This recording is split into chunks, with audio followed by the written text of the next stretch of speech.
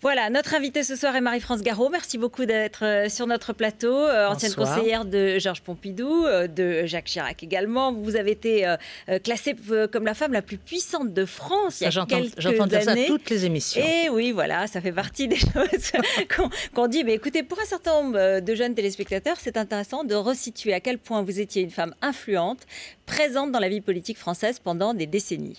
Depuis quelques années, vous êtes plutôt quelqu'un qui réfléchit, qui regarde le monde. Parce qu'avant, je réfléchissais pas, vous avez l'air d'insinuer. Seulement qui réfléchit, je veux dire. Qui réfléchit seulement et qui écrit. Vous avez été quand même candidate à l'élection présidentielle en 80. Mais depuis, vous présidez l'Institut international de géopolitique et vous écrivez un certain nombre de livres. Et le dernier, qui nous intéresse ce soir, s'intitule Les impostures politiques, donc chez Plomb. Et là-dedans, vous dénoncez la manière dont les dirigeants français, précisément, ont permis l'effacement, ce que vous jugez être l'effacement de la France face aux grandes puissances, notamment la Chine, la Russie, des puissances asiatiques, mais aussi compris en Europe, l'Allemagne, qui vous nous dites, dans le fond, est extrêmement puissante et a reconstitué la puissance de son État alors que la France a perdu son éclat. On va en parler, mais je voulais d'abord vous interroger un peu sur le climat politique parce que vous connaissez parfaitement bien cette scène politique. Je ne connais pas du tout la scène politique actuelle. Vous la connaissez un petit peu, vous l'observez. À peine. Alors, je voudrais vous montrer la une du Monde de cet après-midi. Et la une du Monde, c'est le retour de l'État RPR pour 2012. Non, vraiment rien à dire au Monde, hein, franchement. Mais vous êtes d'accord ou pas? Mais j'en sais vous rien. Êtes d'accord ou pas lorsque vous voyez un certain nombre de ministres? Ça n'a pas de sens. Ça n'a pas de sens. Il y a apparemment des gens qui ont appartenu au RPR. Le RPR et l'UMP, c'est tout de même un peu la même chose. Ça, c'est quand même il y a mélangé. Les centristes, quand même. Les centristes que vous connaissez bien et qui ont un petit peu boudé ces derniers temps. Oui, écoutez, franchement, ça n'a aucune espèce d'importance. C'est même assez dérisoire, si vous voulez mon avis. Un point, pendant les journées de ce remaniement, est-ce que vous avez entendu une seule fois parler des mouvements qui se passent dans le monde, des mouvements qui se passent en Europe, de ceux qui nous concernent, ils nous concernent tous, et de la place que la France devait occuper, les cartes qu'elle avait à jouer dans cette perspective? Moi, je n'ai pas entendu une seule fois cette question posée. J'ai entendu parler des partis, de savoir si les centristes allaient se diviser ou se raccommoder. Ça, c'est alternatif depuis des siècles, etc., etc. C'est dérisoire et ça n'a aucune importance. Un mot quand même, juste sur Dominique de Villepin et Nicolas Sarkozy, qui en ce moment se livrent à une guerre assez à vif. J'ai l'impression que ce n'est pas très récent. Exactement. C'est la poursuite d'une bataille. Oui, oui. Est-ce que la tension s'use. En tout cas, la mienne est usée. Vous avez l'impression que les personnages ont beaucoup moins de panache que dans le passé? Moi, j'ai jamais vu de choses comme ça dans le passé. Enfin, je veux dire, c'était inimaginable. Chirac, Chaban-Delmas ou Chirac, Giscard. Non. Chirac, Chaban-Delmas, c'est pas du tout. Chirac n'était pas du tout dans l'affaire Chaban-Delmas. L'affaire Chaban-Delmas, c'est une affaire Pompidou-Chaban-Delmas. Et si vous voulez, on revient là aux institutions de la Ve République. C'est intéressant avec ce qui s'est passé d'ailleurs avant-hier. Bon. Dans la Ve République, il faut que les choses soient claires. Le président est élu au suffrage universel sur la ligne qu'il dessine pour le pays dans les années de sa présidence, oui. Enfin du septennat ou du quinquennat. Voilà ce qui se passe dans le monde, voilà ce qui se passe en Europe, voilà où la France doit être pour garder son indépendance, sa souveraineté, parce que la souveraineté, c'est simplement la liberté d'un État, c'est-à-dire la capacité de décider ce qui le concerne, y compris de ses dépendances. Bon, le Premier ministre est là pour mettre en œuvre cette politique. Il ne dépend en rien du Parlement. Il n'est pas responsable devant le Parlement, sauf si le Parlement pose une question de confiance. Là, François Fillon a engagé sa confiance, a demandé la confiance du Parlement. Ça vous a choqué? Mais ça n'a rien à voir avec la Ve République. Le Premier ministre est nommé par le Président de la République qui détient le mandat du peuple pour appliquer la politique qui a été approuvée par le peuple au moment de son élection. Ça compte pas, les députés? Les députés sont élus au suffrage universel pour voter les lois. Ça s'appelle le législatif. La fonction du législatif, c'est de voter les lois. Mais comme ils sont élus au suffrage universel, ils ont aussi un pouvoir politique, plus spécifiquement politique. Il est très clair, c'est de censurer le gouvernement. Mais que les députés votent ou votent pas le CEP, la loi sur les retraites hautes, ça ne met pas en cause la ligne politique de la France dans le monde. Bon, par conséquent, si dans le cas de refus des députés de voter un texte, le président a le choix de la stratégie ou de la tactique adoptée. Il peut considérer, bon, bah, tant pis, qu'on votera la chose une autre fois. Il peut considérer que c'est... Mais il ne doit pas discuter trop avec les députés, dans le fond. Non, hein. mais il n'y a pas à discuter avec les députés. Bon, ça c'est le Premier ministre qui discute avec les députés. Mais si les députés ne veulent pas voter, bon, ben, très bien. Si c'est essentiel, on pose la question de confiance. Les députés votent ou ne votent pas la censure. S'ils votent la censure, le président a encore le choix, soit de dissoudre, soit de nommer un autre Premier ministre et un gouvernement. Mais le Premier ministre ne dépend pas des deux. C'est le retour, permettez-moi de vous le dire, au régime des partis. Et quand il avait présenté la Ve République, place de la République, le général avait dit, si les partis reviennent, tout ce que j'ai fait sera détruit. Donc Nicolas Sarkozy est le fossoyeur du gaullisme. Oh non, il n'est pas le premier. Ouais. Il n'est pas le premier. Ça a commencé avec la cohabitation. Édouard Balladur. Non, Mitterrand. Édouard Balladur a donné l'idée, mais c'est François Mitterrand qui l'a exploité à son grand profit. Bon, ça a été la cohabitation, ça a été certainement la réforme constitutionnelle, le quinquennat. Il y a longtemps, si vous voulez, que la Ve République a changé de nature.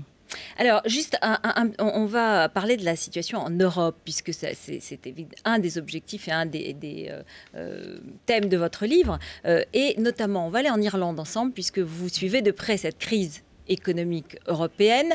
Benoît Petit est à... Je suis pas certaine d'avoir assez d'agilité intellectuelle pour la suivre de près, comme vous dites. Oui, mais enfin, bon, j'essaie. J'en suis sûre. Je suis sûre que vous y arrivez très bien. Benoît, c'est demain qu'une grande manifestation est organisée par les syndicats irlandais pour protester contre le plan d'austérité du gouvernement.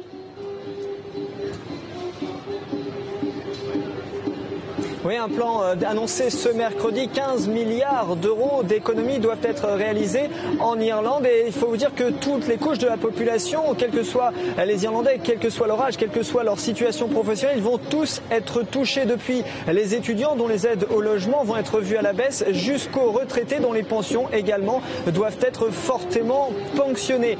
Il faut savoir que parmi les mesures qui ont été d'ores et déjà annoncées, il y a la suppression de 25 000 emplois publics, la baisse bien sûr des dépenses sociales, mais aussi la baisse du salaire minimum. Il va diminuer de 12%, alors que dans le même temps, la TVA, elle, va passer de 21 à 22%. D'ici 2013, elle va même passer à 23% en 2014. En vérité, le gouvernement l'a annoncé, une seule chose ne changera pas, c'est l'imposition, le taux d'imposition des sociétés. Il restera à 12,5%. C'est l'un des taux les plus bas d'Europe.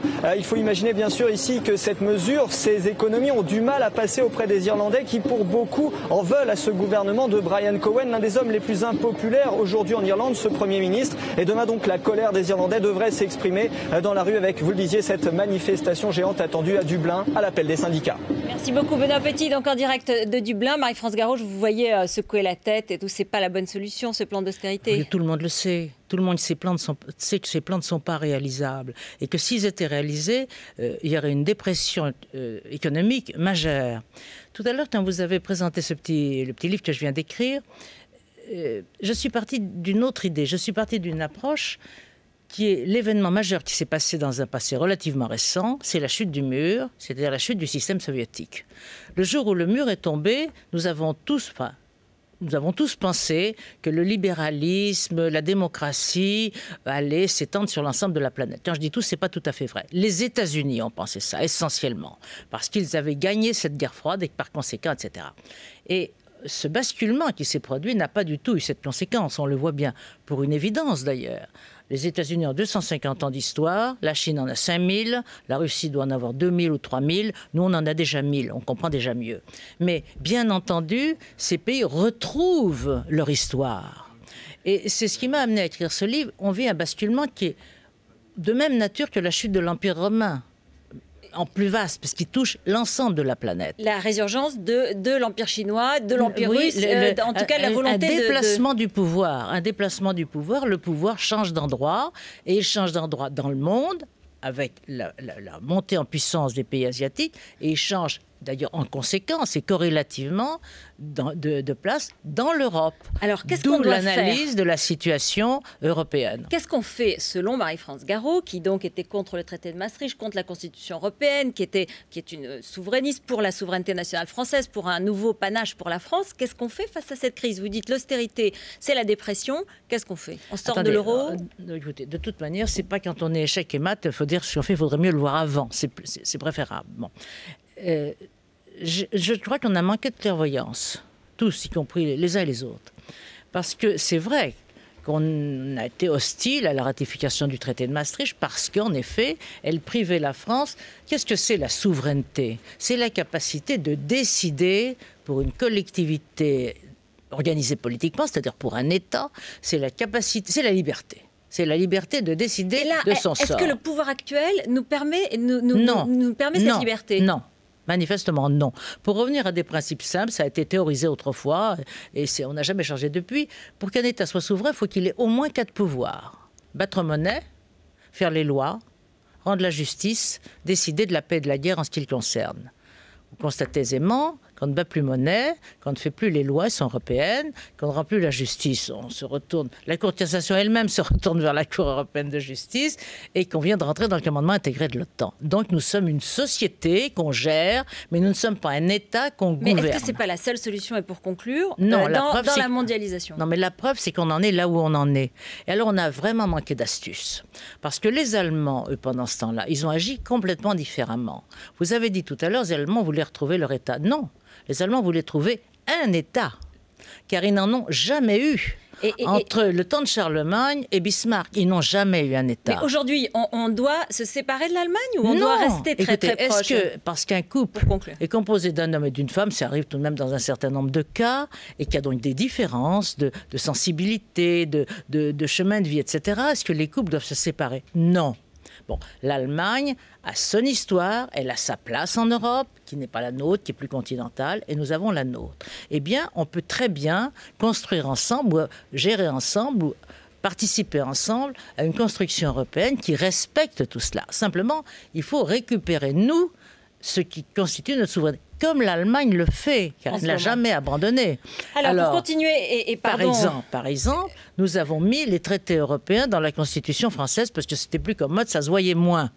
Bon, c'était stupide. Qu'est-ce qui nous empêche de les sortir de la Constitution et de dire on n'avait pas bien compris. On n'est pas des très bons constitutionnalistes. On continuera à parler de tout ça parce qu'il y a beaucoup de choses dans votre livre. Mais hélas, avec cette prise d'otage, vous avez vu, on était en direct, on a un peu moins de temps que prévu. Donc, je vais vous remercier maintenant et on continuera évidemment à en parler à d'autres occasions. Merci beaucoup d'être venu sur notre plateau. Je vous en prie.